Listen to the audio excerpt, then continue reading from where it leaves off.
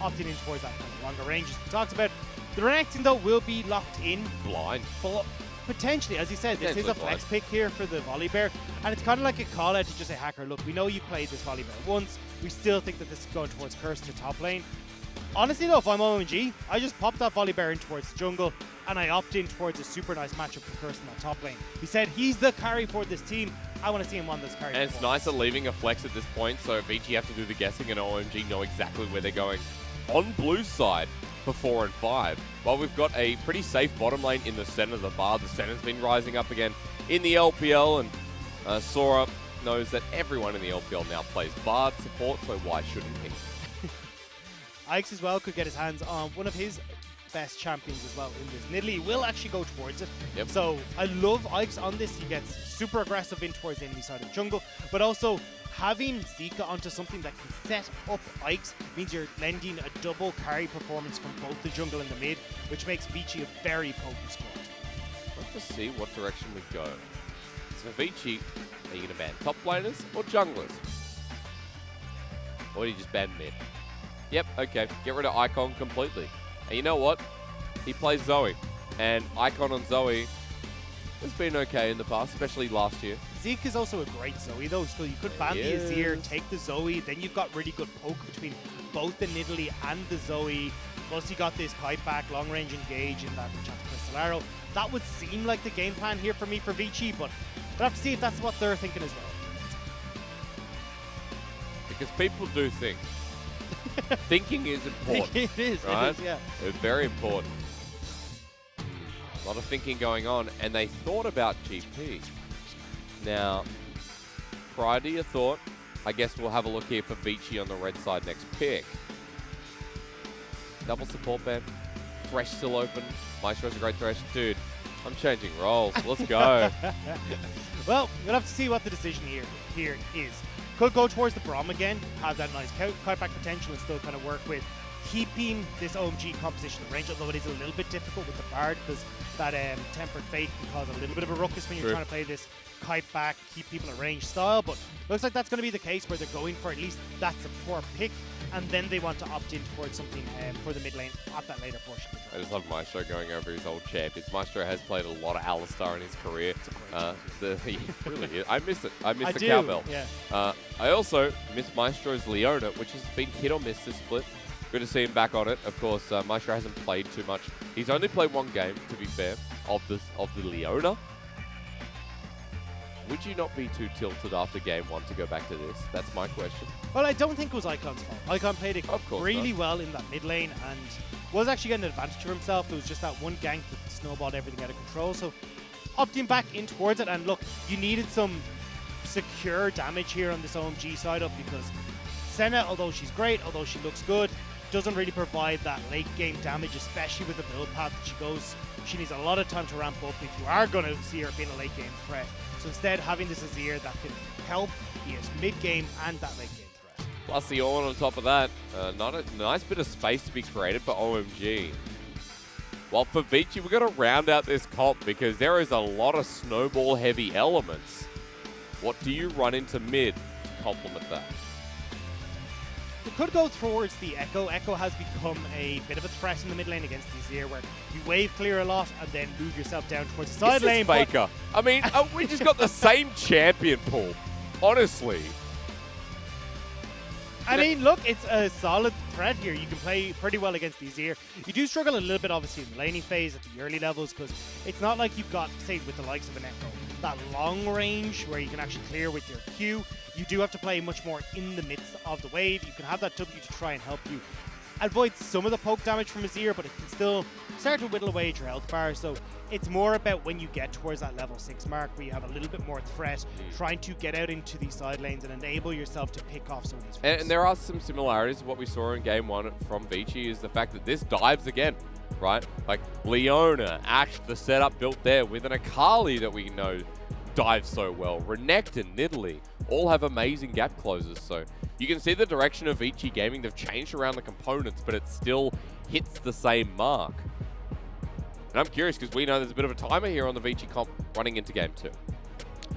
And it is interesting because when we look at VICI, every time they seem to be going towards this dive composition, like we talked about the options that they had here if they wanted to try and play at range, make sure that they're not enabling the likes of this volley bear, which we saw at the start of that draft when picking up the Ashe, you're not going towards the Callista, which would make that volley bear a lot easier. And I thought, okay, maybe we'll see that theme continue here where you go with the Nidalee, you go with something, I know the Ashe was already locked in, but go towards in your mid lane, something like a Zoe, and you can play with this poke style, but opting in towards a bit of a mix match here because you do have some poke with some dive on the Nidalee. You got full dive potential with that Akali. So I want to see now how they can play against what OMG have, because I feel like, to me, if both these teams enter the mid to late game somewhat even, I prefer OMG's composition because they have better late game scaling in the Azir, better abilities to reset these fights with the Azir as well. And then you're also looking at like this massive lockdown, heal, shield ability coming through from the Senna as well, alongside Sora and that support. I just want to give everyone a bit of an update. Coma is still on the stage, so obviously there has been an issue. Otherwise, he would have been sent packing by now. So I believe that we'll find out what's going on shortly. Pianjo is there as well, so I'll give you an update when I have it. But this is actually the second time round Zeke is playing Akali. He's already played it here in this split and has been, I believe, the only one to play it, if I'm not mistaken. Jakey will have more information for you shortly. But what are we talking about? We're like, hang on, we didn't want that Akali. That was a miss. Ah, oh, you're the wrong mid laner. Yeah, I'm sorry. I thought I was behind Faker Forge again. Oh, it's Forge. Funnily enough, Forge actually plays Akali as well. Yeah, exactly. Maybe it's a bit of tutelage that's telling a bit of something. It's like this worked in the LCK. Zeke the only one? I'm not certain. I was more looking at his KDA on this champion last time. So he's played it once, did win, with a 15 KDA on this champion. So we're looking to see if he can have a repeat performance. He's very confident on this Akali. Yes, and it's nice to see it starting to come a little bit back in at the fringe of the meta, where we've seen a little bit over in LEC, we've seen a little bit in LCK, and also, as we were talking about here, Zeke, this is his second game now, so I'm excited to see what he can do against this Azir. Definitely a bit of a pocket, isn't it? You know, players that feel like, well, I've sunk enough hours into this, and let's bring it out on stage, see what happens. At least for Zeke, we have no doubt in his competitive ability. So far, in this split, he's just had amazing outplays. I think Zeke is one of the rising mid laners we have to talk about in the future. Rising mid laners who will get to that point of people like Knight and Rookie if they're nurtured correctly. And we're not going to talk about the coach again because we've done that many different times. I also have a bit of an announcement. Sora has reported an issue on the side of OMG. He could not adjust runes, so they are remaking Champion Select, but everything will remain the same. So while that gets done, we'll take you through it a little bit. And I will continue to drink water. I have, you can't see it, but I have actually lined up an army. A bit of an army of water bottles on my side. There's 13 bottles left. I started with 16. And I usually go through about 10, but they are only 380 milliliters. So if anyone's in America, I don't know how many ounces that they do for stuff like that? Yeah, I think so. Or gallons? You do they do gallons. Gallons is like the really big amount. Like a drum, yeah, gallon drum, right? Yeah, because they do like 8 ounces and 16 ounces and stuff for the coffee. So I'm assuming that's where that comes from. Okay. But yeah. Well, I'll tell you one thing. The metric system is just better. It's far easier. Oh, it's so much. What are you doing over there? Come on, guys. Stop joking around. I would also like to touch on that. I am wrong. It is not only Zika who's played it. Xiaohu, Knight, and Forge, funnily enough. But Xiaohu, Knight, of course, especially Xiaohu when he's in his prime. Some good mid laners. At the moment, that's not the case. But Knight, definitely in his prime. So, actually lost on it. Knight did, so. The interesting thing about the Akali pick for me, though, is that it veers away from what we expect from VICI, which is either this super nice gank setup coming through from Zika so they can enable Ikes on the Nidalee pick, or Ikes on something that provides a bunch of CC to set up Zika. This time around, though, we're not seeing either of that coming through from Ikes or Zika, and Zika's actually on the back foot in this matchup in the mid lane. So I'll be curious to see how VICI do move into this early to mid game point where they're actually the ones that are not fully in control of the mid state, and I think that's the the biggest issue for me is because usually when VICI don't have full control of that mid lane, they actually start to fall behind and they struggle to find the advantages that we saw in that last game. Lose direction, and if we saw it in game 1, it would have been Icon just pushing ahead as this massive Azir who was going beyond the clock. Coaches have bowed, so we are getting towards this game number 2. We apologize for the wait. Everything's been remade the same, just a bit of an update. Sora's runes now successful as Zika with a big smile on his face, and VICI should be, because game 1 he dominated. He's on the Akali here, the 4th time playing it in the LPL. His 2nd time playing it, I should say. It is the 4th time it's being played in this league. And boy oh boy for VICI. If they can pull out a win here, they will look playoff ready. But OMG need every win they can get. Otherwise, if they lose the series here, pretty much goodbye for 2020 as we spank the shop to get in.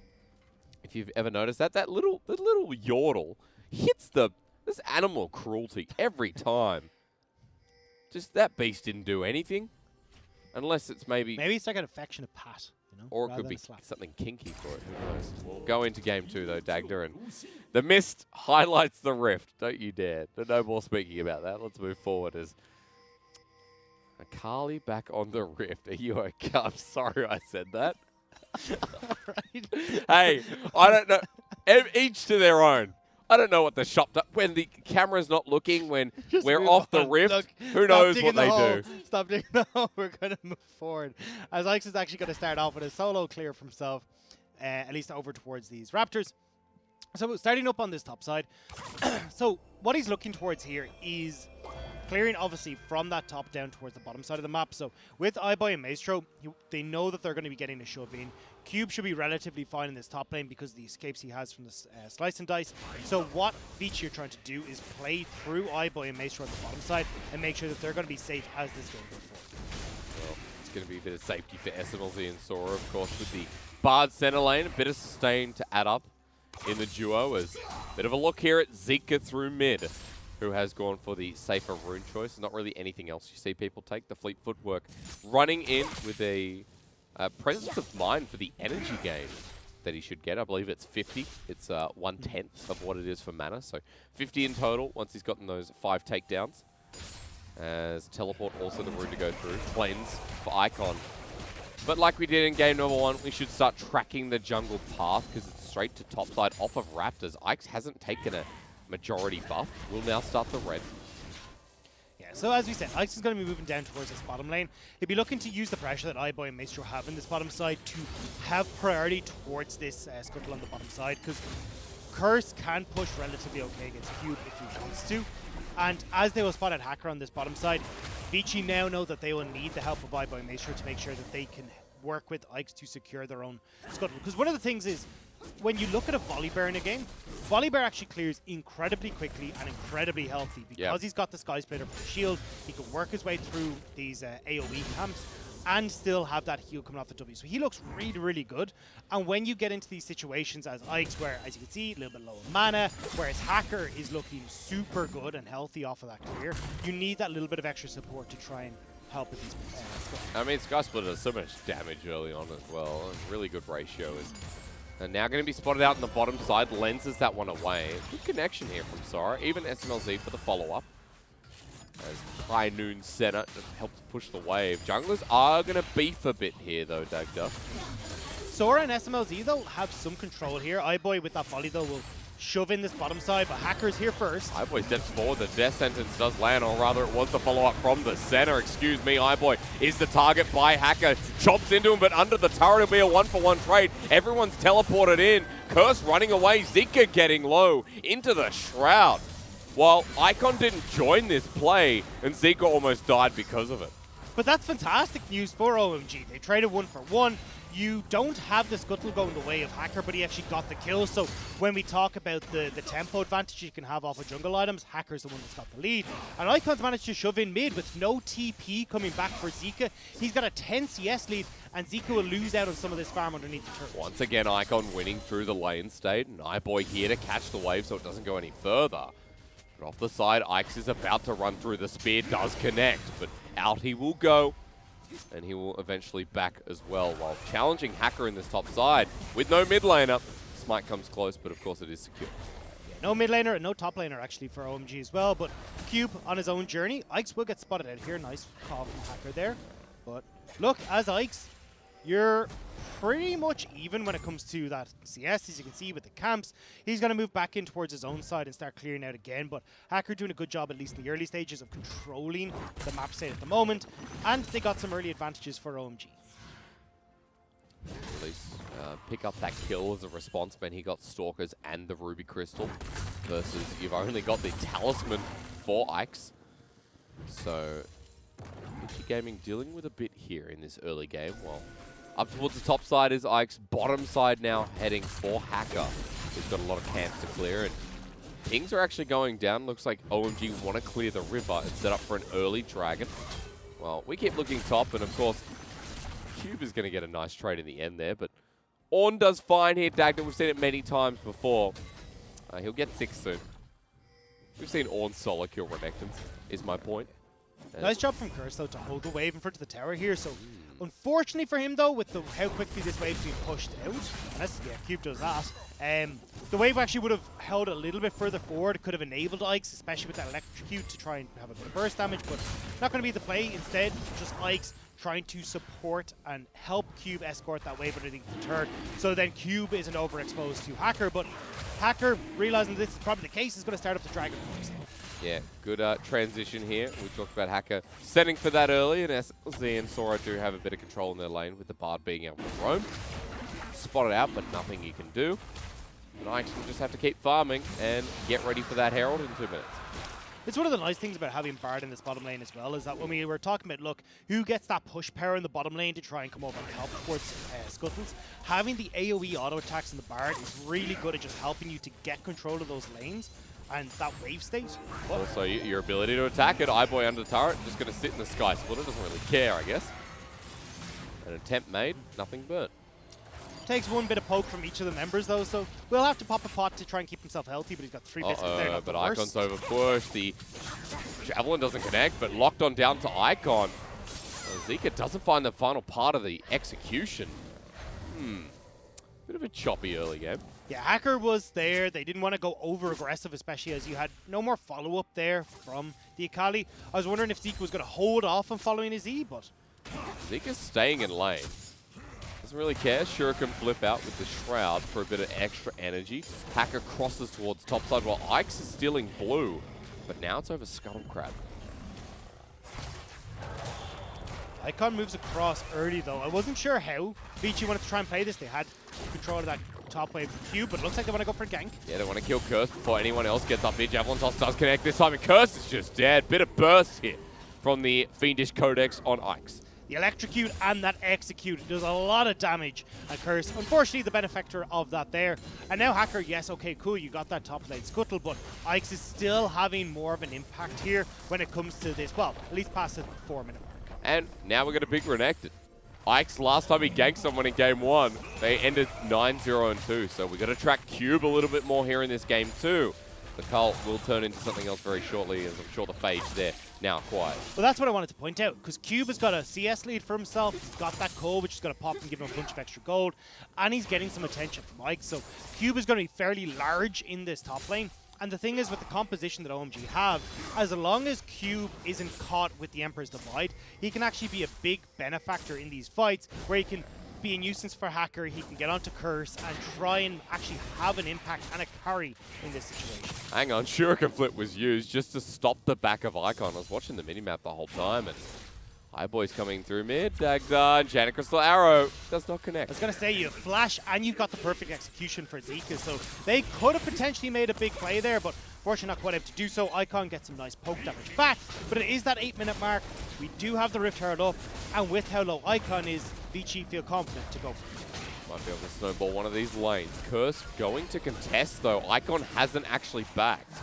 Walking into the river, Hacker's going to be stopped. The Tempered Fate onto the Herald. Curse is running in first. Hacker for the steal. It is going to be secured by Ike's though, but they have to pick it up. A 2-man searing charge. The ult from Hacker. Ike's flashes away. The Herald hasn't been picked up until Maestro sacrifices his life for it. with one auto from Sora. 3 versus 5, Hacker low, but iBoy even lower. Over the wall goes Zika, and this is messy. Perfect execution doesn't get him out. The exhaust, even under turret, he has to flash away. While SMLZ runs forward, it's good kiting, but there's no threat of a kill.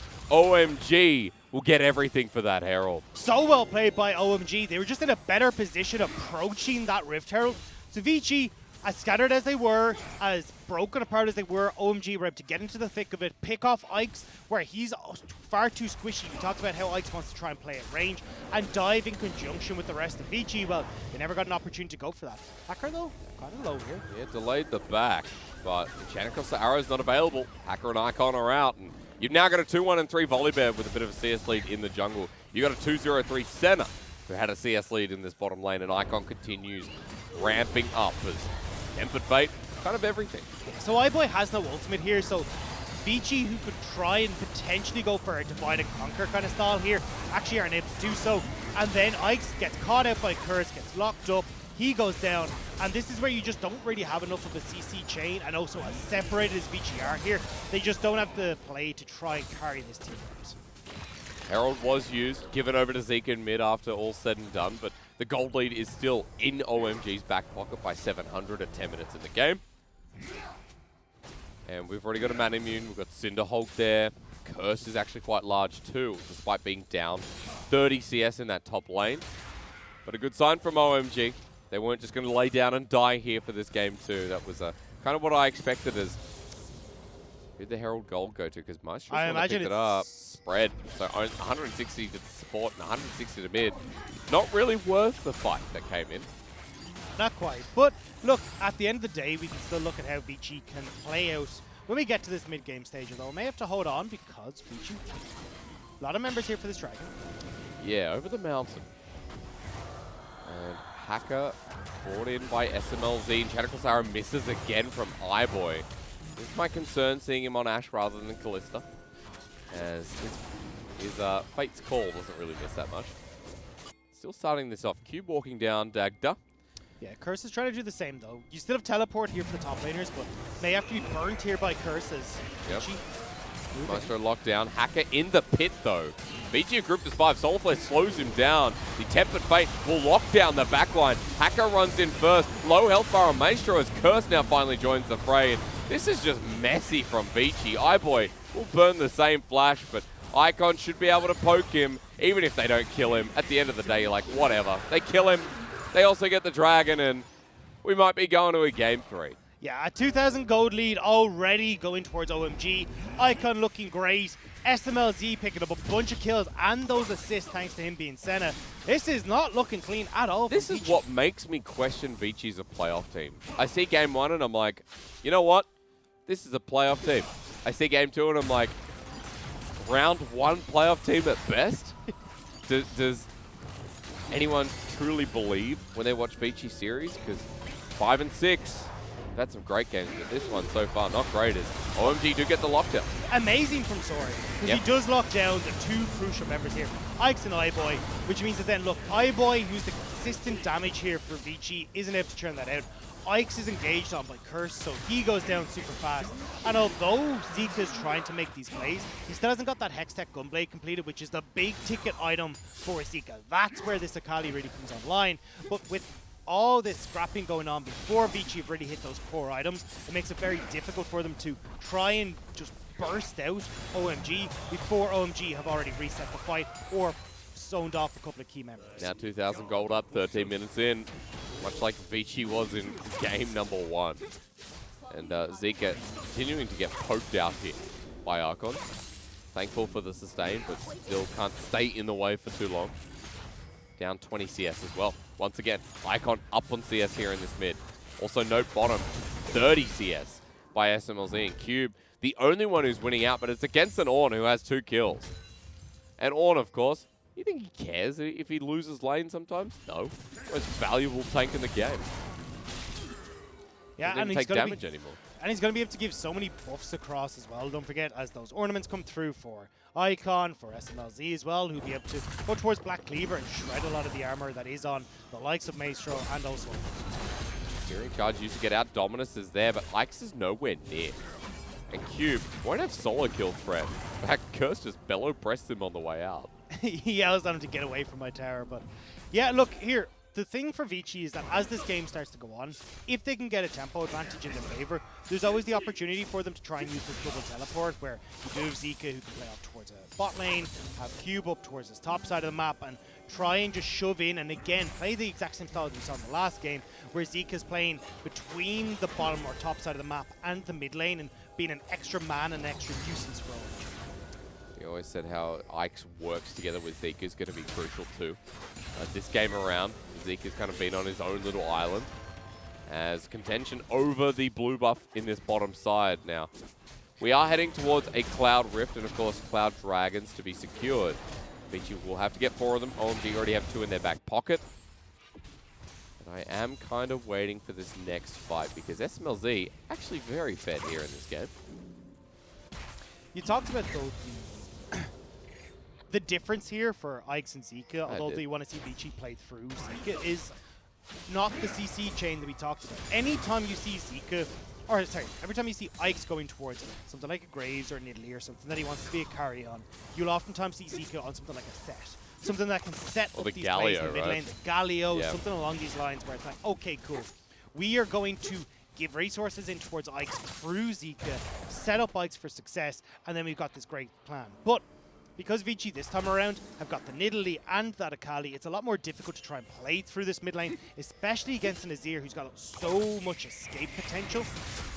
And now SMLZ, as he talked about, is looking to punish Zika for that because he knows that Zika's not going to get any help. And for SMLZ, because he's going towards this Black Cleaver build and he's got the Manamune, he actually ends up relatively tanky in comparison to other AD carries. So it's a little bit easier for him to survive against Zika's burst or find an opportunity to reposition and get away from him.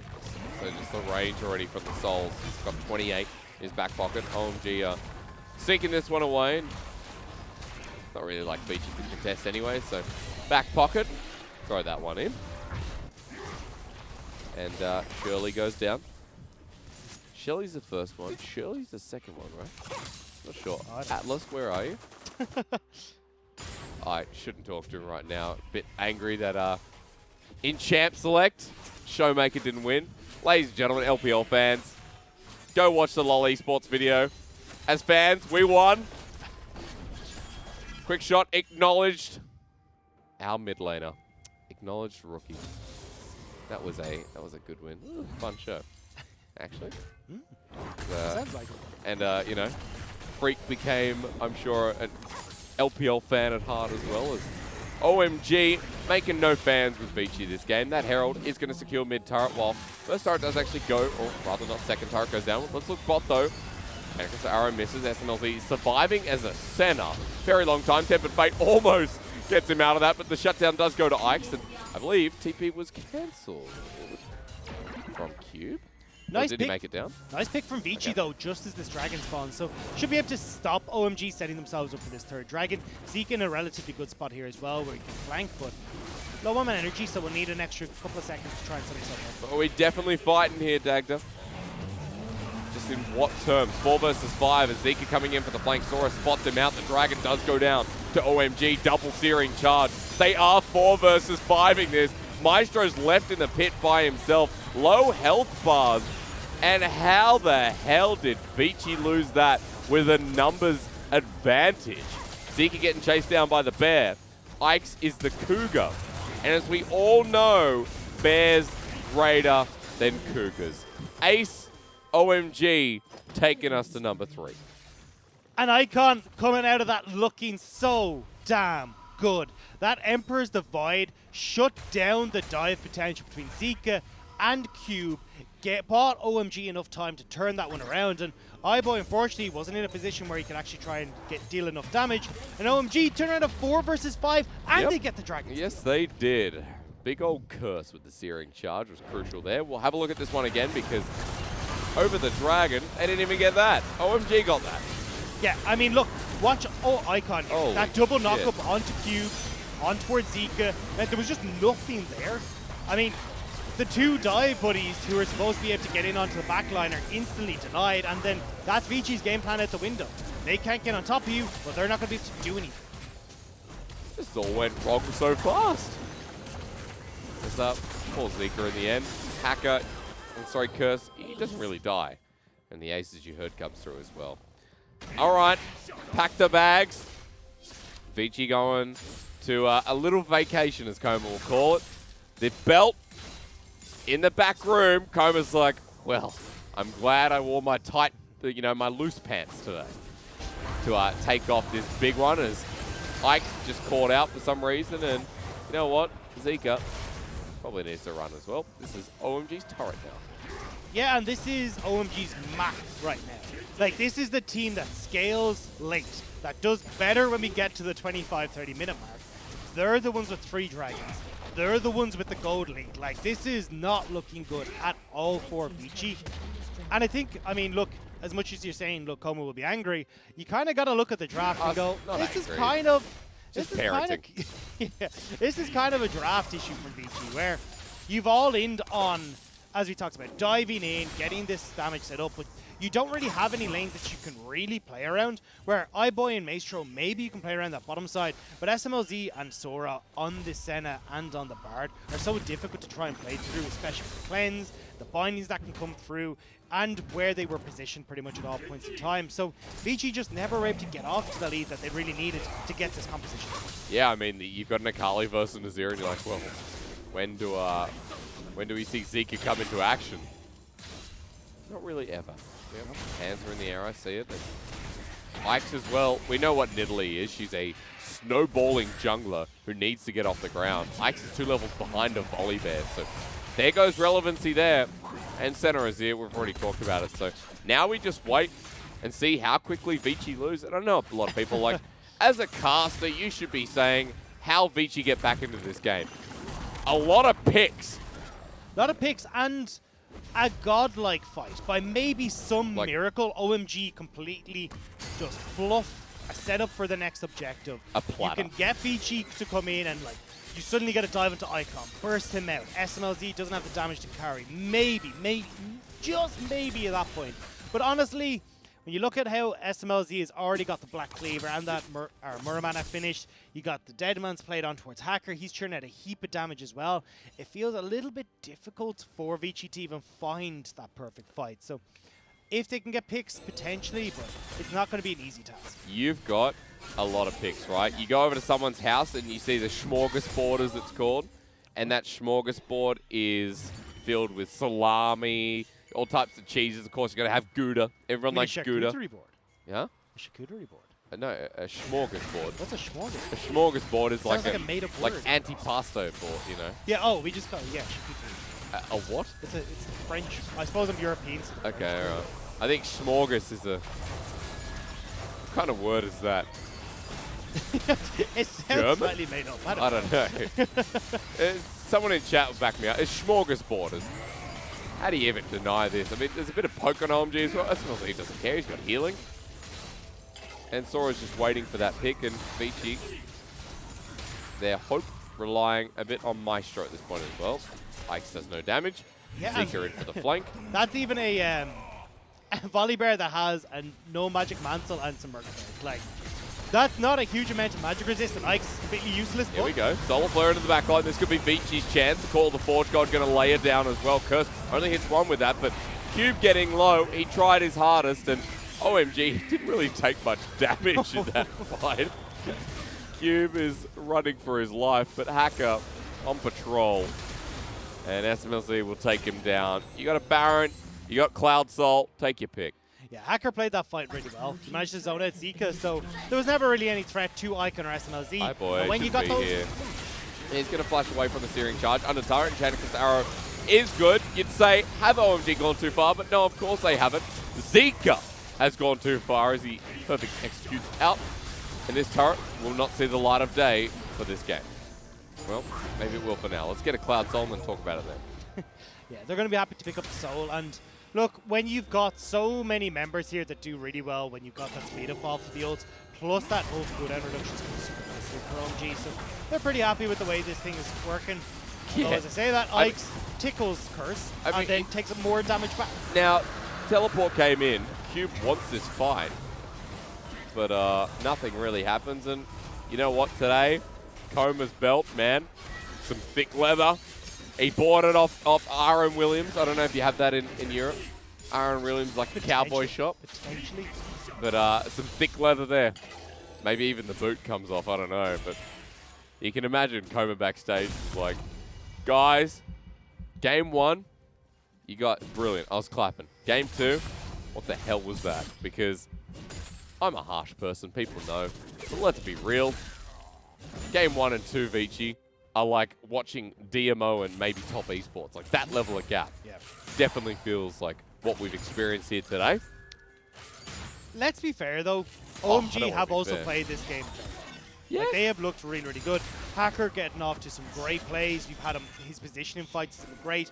Kerr setting up for some plays. Icon looking back to form as well, where he's had some incredible Azir ultimates to shut down what VICI wanted to do. So I think we still got to give credit where credit's due to OMG, even if VICI can't make things work on this composition.